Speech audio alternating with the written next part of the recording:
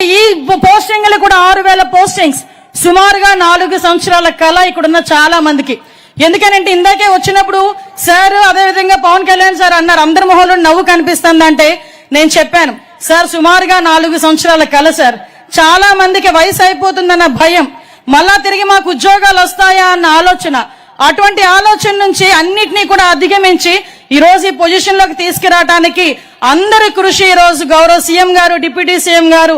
మరి ముఖ్యంగా నారా లోకేష్ బాబు గారు, అదేవిధంగా మా పోలీస్ సిబ్బంది అందరూ కూడా ఒక ఏకకంఠంతో కంపల్సరీగా మనం మాట ఇచ్చిన ప్రకారం ఉద్యోగాలను ఇవ్వాలి అని ఆ రోజు కంకణం కట్టుకొని ఈ రోజు ఈ కార్యక్రమానికి శ్రీకారం చుట్టాం. ప్రత్యేకంగా ఈ వేదిక తరపున